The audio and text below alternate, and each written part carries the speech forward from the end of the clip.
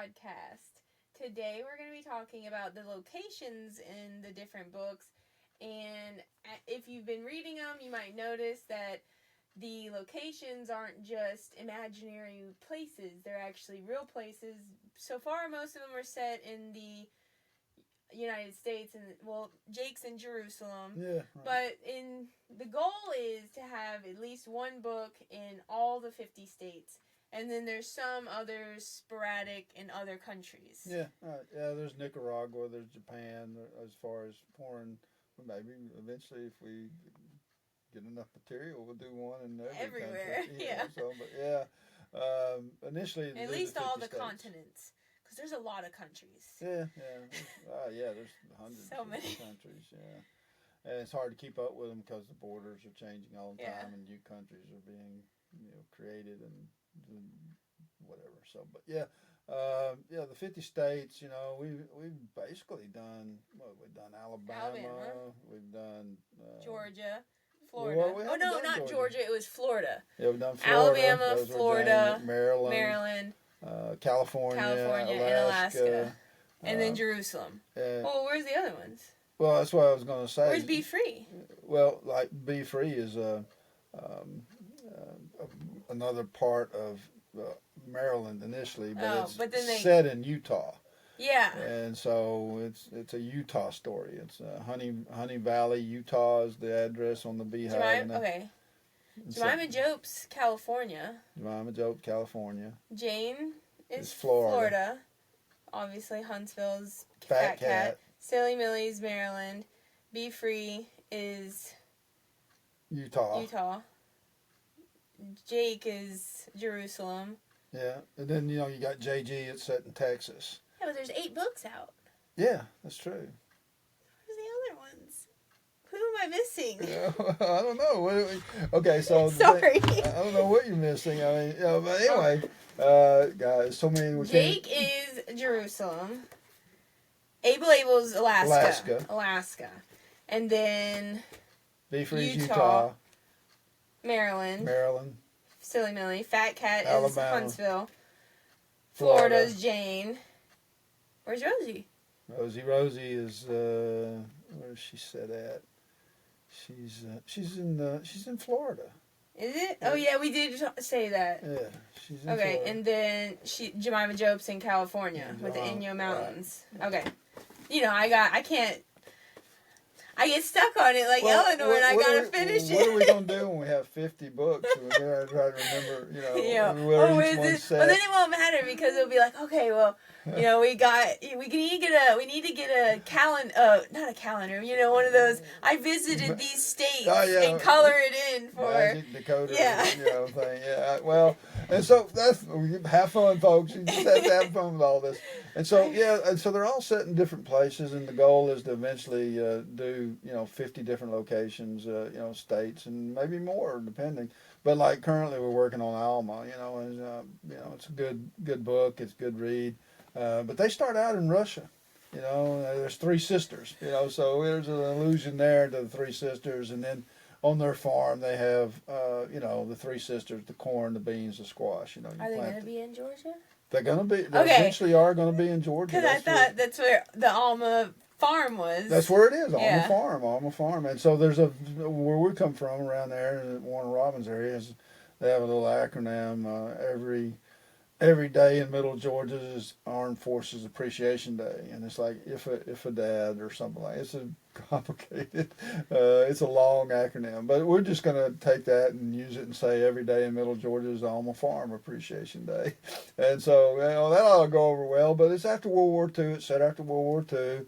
We bought a house in a place called Marshallville down there, and the guy, he was on like Iwo Jima. He had his backpack. He had a letter to his wife. Yeah, because the stuff in the house was still there. A lot of it. A lot of stuff was still there. Family obviously didn't want it or didn't know about it or whatever. But it's an interesting note he wrote. I mean, you get close to God when it's one thing to sit around in a comfy little house and watch TV and you don't have to worry about anything. But when you're on the battlefield like he was, it's like. I think we still have some of those letters. Yeah, wooden box with all of his letters. Yeah, we would.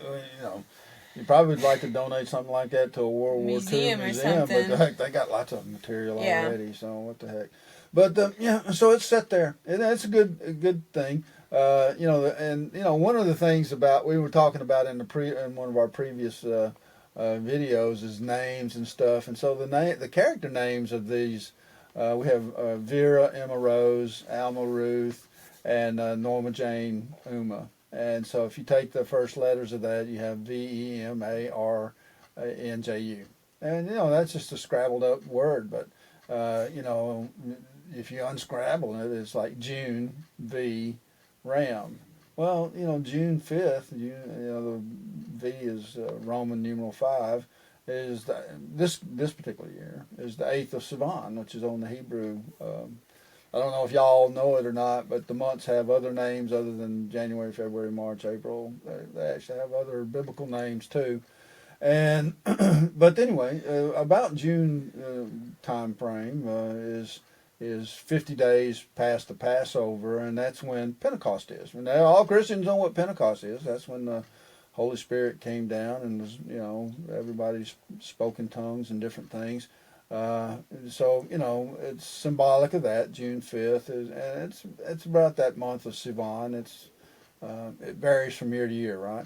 And then in Genesis 22, the ram, was sent. The sacrifice. Abraham was asked to sacrifice his son, and so there's a biblical meaning behind rams in the Bible, and we know what God did for us. He sacrificed his son so we have eternal life. And then after his resurrection and whatnot, 40 days post was when Pentecost was. And so it's just kind of a little play on some of the biblical stuff, but it's all scrambled up in there and hidden. You'd have to actually go decode it or decipher it. But when we do the book and we do the PowerPoint for it, we'll probably touch on this a little bit deeper. So that's just one example of how names are picked and decided upon for it, and then along with the locations. The one we're currently working on, I am Mem. Mem is the Hebrew letter. Mem, and it's like MEM. Right? MEM, yes, and it's representative 40, and so we thought about setting. Jemima joke, I hate to use the term, was resurrected, if you will. She comes back. Okay, she's in the California story. About burying the hatchet and moving forward with your life, and Jemima coping with loss. And so these people in where she's traveling to have experienced some type of loss. There's been like a natural disaster, earthquake, or whatever. And so what we decided upon is we would make it on either on out there where she is, a state that borders there, or on the East Coast. And what we did is we eventually decided Tennessee. And so because the Tennessee, if anybody lives in Tennessee, y'all know volunteers. Today's the first day of college football season. So there are volunteers everywhere in the state of Tennessee, and I imagine there's other types of fans too. That's so funny. I saw this thing today. It was like VOLS. Vols. Yeah, VOLES. And it was like... or no S, it was VOLE, Vol. And they were like, someone gave this to... It was just letter, like the decoration letters, VOLE. I don't know, somebody gave this to me for a wedding present, and I don't want it. And it's like, it's love. She's like, I'm not a Vols fan. I don't need Vols decoration. Oh my goodness! Well, I've heard that one before. That's kind of funny. But yeah, I mean, it's funny how you can take different words and scramble switch up the them around and make new different words out of them. Yeah. We do that a lot in the stories. Sometimes we'll scramble up words, but so she's traveling. She's traveling. Because Mem is like the 40th letter, or the numerical representation of 40. Well, she's traveling on Interstate 40. And so she gets off at exit 40. Now, the exit she gets off at isn't actually exit 40, but it's the junction to a place called Memsville. And so, well, where you put Mimsville? It's an imaginary place, doesn't really exist. But looking at the map of Tennessee, I was like, oh, well, she's going to get off at the Crossville exit, I think, or Crossroads exit. And, if she takes that, route, she's going to wind up in a place called Jamestown. And across from Jamestown is a place called Sunbright. And up from there, believe it or not, is another place called Huntsville. Now, these are real places, okay? Even though Mimsville's not real. Not real. Then when you're looking at the map, these other places which she'll be traveling on are real. Right, are real. And Mimsville's basically in the center of all of it. But you got Jamestown, which James is, a long formal name for Jimmy. And then Sunbright, Jimmy, Bright, Huntsville. I thought, wow, okay, it's getting set there. It's all, I'm going to do that. And so, J.B. Hunt, every time we driving down the interstate, the wife sees a J.B. Hunt, she said, oh, Jimmy Bright from Huntsville. So, it's what it and triggers. Now all of you will think of that. Yeah, maybe you will, maybe you won't. I don't know. But anyway, so that's how that one wound up being set where it is, And so it's just kind of interesting the way the names, the picking of the names, picking of the locations, the setting of different books and whatnot. I'm working on Butterfly. It's going to be Flutterby for next summer. And so you got the by, right? You got the by word. You got I and, fly and sky and, got all kinds of different rhyming words like that. Well, the character in that one is a guy named Hawkeye. Well, everybody who's out there knows Hawkeye is kind of like a Iowa thing, right? But Hawkeye, he's actually a Buckeye. He's from Ohio, so the book's going to be set in Ohio.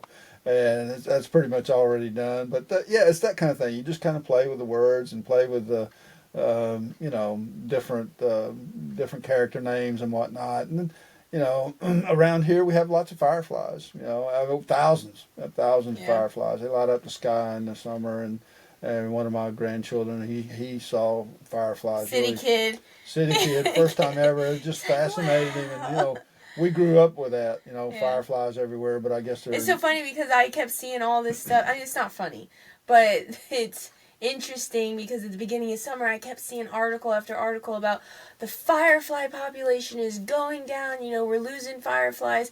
And I'm sure that's true because in a lot of cities, they don't have them and whatever. But then I went outside and I was like, there's thousands of fireflies. What are they talking about? And think about that. I mean, it's all because of the environment. I think pesticides and different things have wiped them out. So if you live in one of those locations, well, you're breathing it in. It's whatever. So sorry. We didn't mean to get off on that, but you need to think about where you live and what you're doing. And I guess the thing is, you got fireflies, and you got dragonflies, and you got butterflies. And, each one of those comes into their own time in the season. And butterflies are, right now, predominantly, the fireflies are kind of waning a little bit. I haven't seen one in a few nights. Oh, because it's been cold. It's been cold. We had the windows open this morning. Yeah. And I went to get butter for my toast, and I was like, the butter's hard. That's how cold it is. Yeah, and so you got those weather climatic things that go on. But the thing is butterflies are in force right now. We got butterflies everywhere, and so that's another environmental indicator. If you got butterflies where you live, you're in pretty good shape. So we're writing the book Flutterby, just to let you know, and that's set in Ohio, and it's about butterflies, and it's going to be a neat book, and so. I guess there are books that we write that really don't have a setting, yet. Like the one we're doing with Molly and the Overcomer and the name that we selected for that, she's a chicken. Okay, so yeah. What? She can be anywhere. She can be anywhere, really. I mean, because we should add in like a place. Yeah, we probably will. Because we need each book to be a distinguished. This is where it is. Well, we've already used a couple of locations twice. So there's no reason why you can't set a book in a location and then use it again. Use that same location again later on. So, but and so that's kind of how that works. Drop your location in the comments. Maybe we'll add your location to the books next. Yeah, I mean, tent's obviously going to be set in somewhere like Arizona because it's a kind of a desert climate environment with oasis and stuff. So but yeah, you know, and then there's and there's How idle. many books are we working on behind the scenes Well, right now? we got a PowerPoint. We're gonna do that one today. We're gonna show y'all. You know, we've got the 10 that we're 'Cause basically there's like finishing. 2 that are about to come out before this year's over. Yeah, and then there's 12 more in the work after that. You know, that we've got them all lined up. You know, different books and different topics. 2026 is gonna be a busy year. Manuscripts are written for a lot of these. Yeah. Oh, hopefully the place can keep up. Yeah. You know, hopefully, I mean, you know, and whatnot. But you know, everything happens in its own due time, y'all. Oh, yeah. I mean, you know. I mean, even Jemima Jope, it was supposed to come out last, Yeah, well, like, December. we and approved the design for the